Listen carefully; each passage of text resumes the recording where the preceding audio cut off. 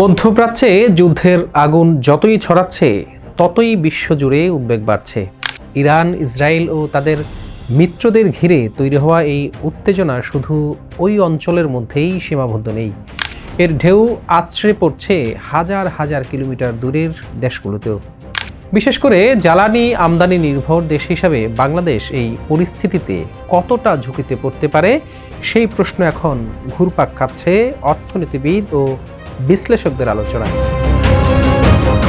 প্রিয় দর্শক, মধ্যপ্রাচ্যের এই যুদ্ধে বাংলাদেশের জ্বালানি তেলের বাজার সহ অন্যান্য বিষয়ের উপর প্রভাব কেমন পড়তে পারে এই নিয়ে আজকের প্রতিবেদনে জানবো আমরা।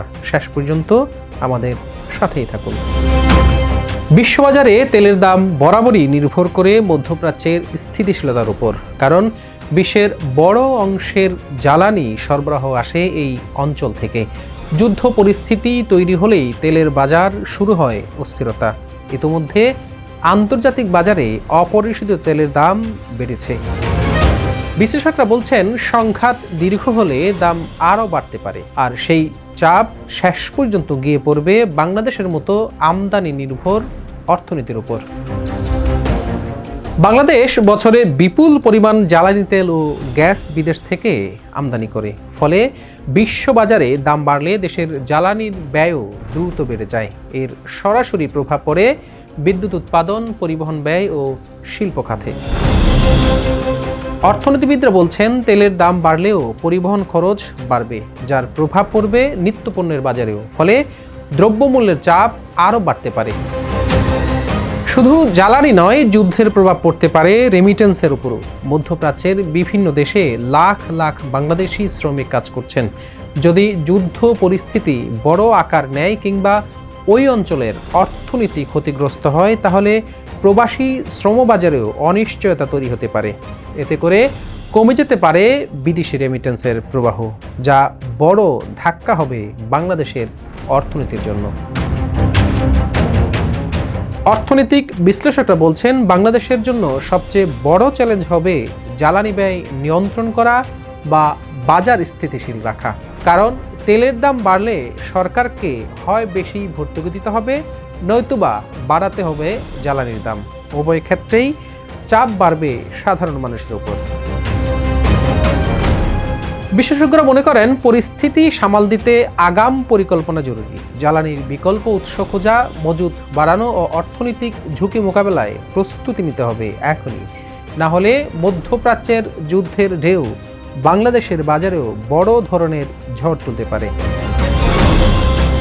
তাদের মতে মধ্যপ্রাচ্যের সংঘাত শুধু আঞ্চলিক কোনো যুদ্ধ নয়, এর প্রভাব ছড়িয়ে পড়তে পারে পুরো বিশ্বে। আর সেই বাস্তবতায় বাংলাদেশের মতো অর্থনীতিকে সব সময় সতর্ক থাকতে হয়। জ্বালানি বিশেষজ্ঞ এম তামিম বলেন, মধ্যপ্রাচ্যে যুদ্ধের প্রভাব বিশ্ববাজারে জ্বালানি তেলের দাম প্রতি ব্যারেলে $100 থেকে $130 পর্যন্ত উঠে যেতে পারে। বাংলাদেশ যেহেতু এই উৎসগুলোর উপর নির্ভরশীল, তাই সরবরাহ চেইন ঠিক রাখা একটি বড় চ্যালেঞ্জ হয়ে দাঁড়াবে। আইএমএফের সাম্প্রতিক এক পূর্বাভাসে বলা হয়েছে, মধ্যপ্রাচ্যের সংঘাত যদি বৃহত্তর আকার ধারণ করে তবে বৈশ্বিক প্রবৃদ্ধি 0.5% পর্যন্ত কমে যেতে পারে।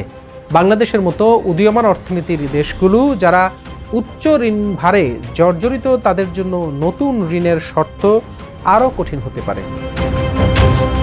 ঢাকা বিশ্ববিদ্যালয়ের অর্থনীতির অধ্যাপক ও অর্থনৈতিক মডেলিং সম্পর্কিত দক্ষিণ এশিয়া নেটওয়ার্কের সেনামের নির্বাহী পরিচালক সেলিম রায়হান বলেন, মধ্যপ্রাচ্যের সংঘাত দীর্ঘস্থায়ী হলে বাংলাদেশের অর্থনীতিতে জ্বালানি আমদানি ব্যয় বাড়বে। এতে বৈদেশিক মুদ্রার উপর চাপ তৈরি হবে ও আন্তর্জাতিক বাজারে অস্থিরতার কারণে রপ্তানি খাতেও প্রভাব পড়বে।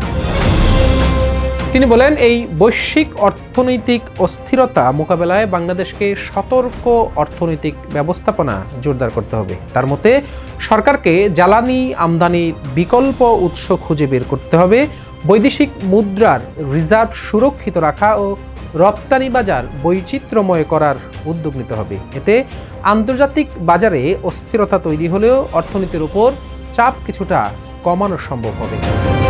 পলিসি রিসার্চ ইনস্টিটিউট অব বাংলাদেশের নির্বাহী পরিচালক আহসান মনসুর বলেন, মধ্যপ্রাচ্যে সংঘাত তীব্র হলে তেলের দাম ও পরিবহন খরচ বাড়বে। এর ফলে উৎপাদন খরচ বাড়বে ও শেষ পর্যন্ত দেশের বাজারে পণ্যের দাম আরও বাড়ার চাপ তৈরি হবে।